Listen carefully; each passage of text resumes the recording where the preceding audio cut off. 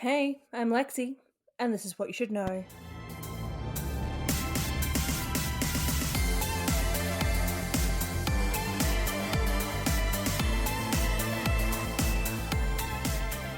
I have to admit that Gmail is quite frustrating. I changed my number, and silly me, I forgot to update my mobile number, and now I can't get into the original Gmail for my podcast. Thankfully, I can still log into Spreaker to upload and all that good stuff, but oh boy, I cannot get into that Gmail or the YouTube. So if you're commenting and wondering why I'm not replying, that is why.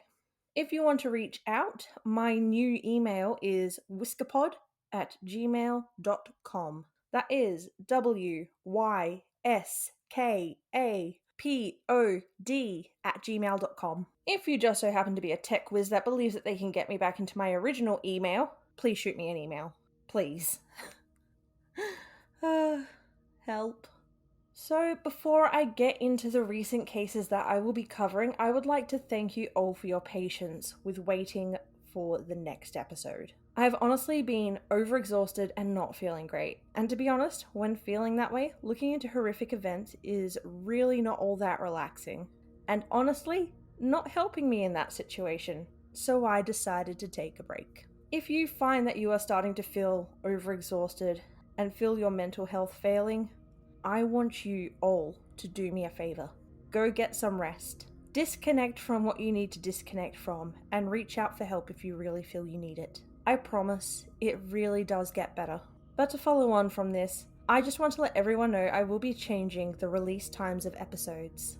I'm going back to Mondays, but from now on it will be fortnightly.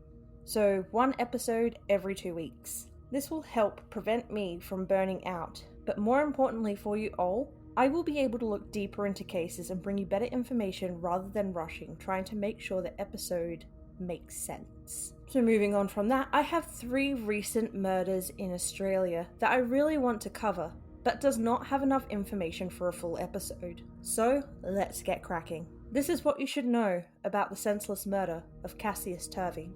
I want you to imagine this scene. 2 young teenagers of colour walking home from school when a car passing them yells racial slurs. Then the man driving the car, a young 21-year-old white man, gets out and physically attacks the 2 boys, one of which dies from their injuries. The other is traumatized and fearful of walking the streets and not wanting to be at the receiving end of another racial attack.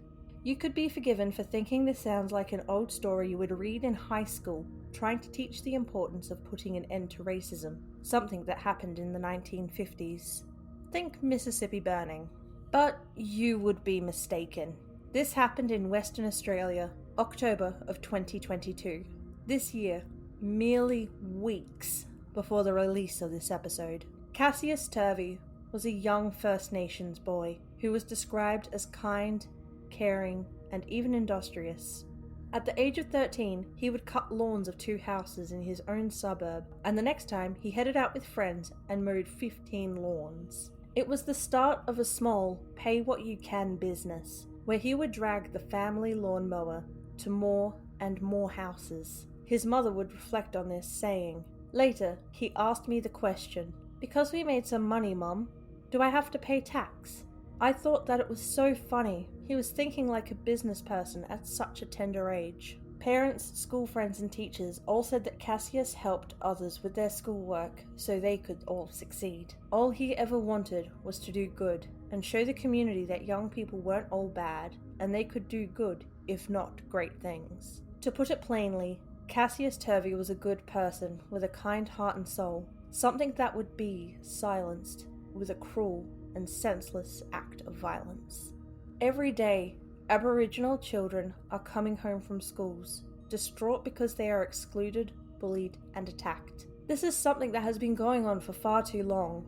Painful racist views being taught to impressionable young children, which causes a ripple effect. A ripple effect that is deadly. This ripple effect took full swing on the 13th of October 2022. Cassius and his 13-year-old friend, Tristan Collard, stepped off a bus and were walking along Patterson Drive in Middle Swan about 4:30 when a black Ford Ranger ute allegedly pulled up next to them. Now, I will be saying allegedly a lot. as this is an ongoing case and no sentence has been handed down yet. That being said, I believe this is a very open and shut case.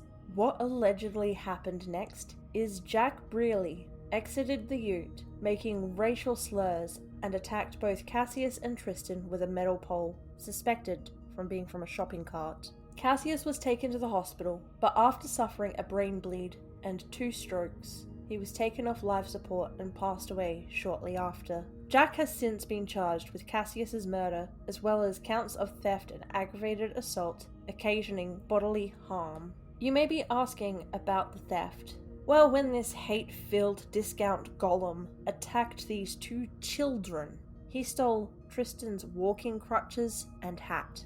On November the 9th, the court case was adjourned for a further 10 weeks. Neither Jack nor his lawyer were required to show up to court that day. This scumbag even managed to have it successfully argued that he should not be sketched during his first appearances in court, with his lawyer saying it could eventually pose a risk to his safety if he is later granted bail. Perhaps he should live in fear of what he did to those boys happening to him.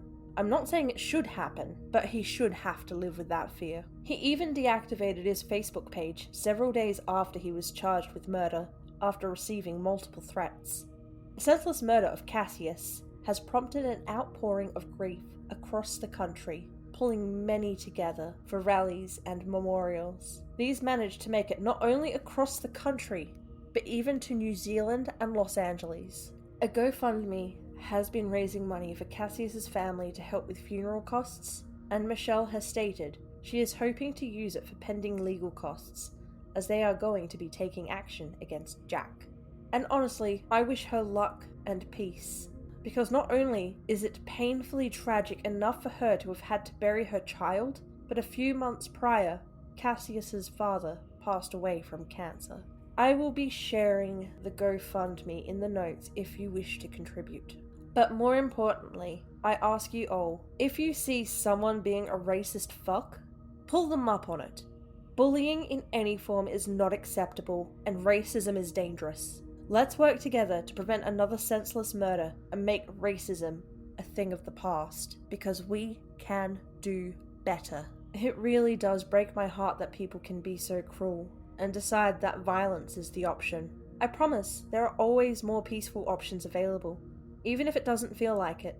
But some will disagree and continue on with violence until they have killed, which is not my so elegant segue into what you should know about the violent end of Jeffrey McLean. At 55 years old, Jeffrey was a father of a 10-year-old boy and had a deep love for golf. However, there was a dark side to him that would eventually catch up. In May of 2022, Jeffrey was the victim of an acid attack, where a man by the name of Anthony Lloyd doused him in petrol and hydrochloric acid. Thankfully, Jeffrey survived this attack and managed to detain his attacker until police arrived. Anthony later pleaded guilty to multiple accounts of assault, including using a log splitter as a weapon. Jeffrey was taken to hospital with burns to his head, shoulder, and arm. The wild part of this isn't just that he was attacked with acid and that his attacker was taken into custody, but that the Adelaide Magistrates Court adjourned the charges against Anthony for arraignment in the District Court in November. But Lexi, you said this was a murder and this only sounds like an acid attack. Right you are, but this is the beginning groundwork, my dear listeners. Because in August of 2022, Jeffrey McLean vanished from his home in Andrews Farm, South Australia. Word was released that he had gone missing, and the police refused to believe that this was just a simple case of someone walking away from their life, and strongly believed that foul play was involved, and that Jeffrey may in fact be deceased. And in late October of that same year, they found out, very tragically, that they were right. A worker hired to clear a block in Salisbury that had been out of use for the better part of 10 years. On this job, the worker found a decomposing torso in a wheelie bin. The remains had been left to rot for so long that without intervention from the coroner, it was impossible to tell the age or gender at first. But since has been identified as 55-year-old Jeffrey McLean. Police have returned to the dumping site and could be seen examining groups of trees, shrubs towards the back of the paddock, using whippersnippers to clear the area, as well as a number of nearby barrels. At this time, the rest of the remains have not yet been located. However, the police strongly believe the acid attack and the murder are linked.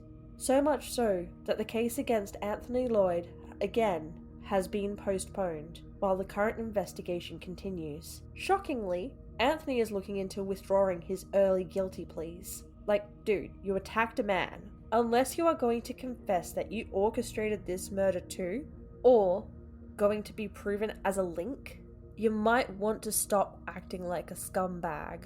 Anthony will face the courts again in December, and hopefully this time we will have more information as to why this happened. It is speculated that this could be drug-related, as Jeffrey is reported to have had known substance issues. Neighbours of the deceased have stated that there have been issues with them in the past, including having police attend for various complaints, and it is also reported that an unknown assailant tried to set Jeffrey's ute on fire. If you have any information regarding this case, please contact Crime Stoppers. I will be listing the information in the notes of this episode. And in light of the substance abuse issues, I will be adding to the notes contact details for a helpline if you feel as though you are struggling with a similar issue. And from one state to another, we jump to the Northern Territory. This is what you should know about the daytime murder of Sheena Fairfield. Sheena has been reported to be a much-loved businesswoman, wife, and mother to a 5-year-old daughter. At the age of 39, she had it all, including a butcher shop in Hibiscus Shopping Centre in Lenia. Tragically, Sheena's life was brutally cut short on the 10th of November, 2022. At 5:30 that day, Sheena's husband returned home from work to find his wife dead in the front yard of their home. The exact wording of her condition states that she appeared to have multiple injuries caused by a sharp-edged type weapon, which I could be extremely wrong, but it sounds like she was stabbed. Initially, her husband thought she may have fallen off the balcony or had been attacked by dogs because of the severity of the injuries, and was quoted as saying, "I just seen her there, in a pool of blood. The blood was sprayed on the walls. I knew she was gone. There was just so much blood. She was covered in flies. Her eyes were open and looking at the gate. I think she tried to get to the gate." It is believed that the attack happened merely 3 hours before she was found. The tragedy doesn't stop there, unfortunately. Mick, Sheena's husband, found their daughter in a room upstairs under a blanket, covered in sweat with a terrified look on her face. She was present for the murder of her mother. Mick stated that she'd been under that blanket for hours, and she just looked so relieved when she saw her father. Mick said the following regarding his daughter: "I don't know how she's going to be. It destroyed her." The police acted quickly with this case, and in the early hours of the next day, a 56-year-old man was arrested who was known by Sheena and was taken to a hospital as he had several injuries. If this man is responsible, I can only assume those injuries came from Sheena fighting for her life, and honestly, that does chill me to the bones. The absolute brazenness of attacking and killing someone in the middle of the day is just something I still really cannot get my head around. Allegedly, the attacker has been identified as George Cloeper, a 56-year-old director of George's Gardening Service, and recently faced court. The case has been adjourned until January the 25th, 2023, to allow time for the evidence to be collected. We can only speculate reasons at this time as to why George felt the need to kill. Perhaps we will never hear the reason. The fact that her daughter was present for the attack and that it was done in the middle of the day has added the terror surrounding the situation. Police have requested for anyone that saw a silver Nissan Navara dual cab ute with orange cone in the back near Lenia around the area of 2:30 p.m. on that Thursday to contact Crime Stoppers. Many have come forward with their shock, paying tribute to Sheena's memory. Her husband Mick said about his wife, "Her smile won me over, that's for sure. She was very loving and caring to all people, even the grumpy ones."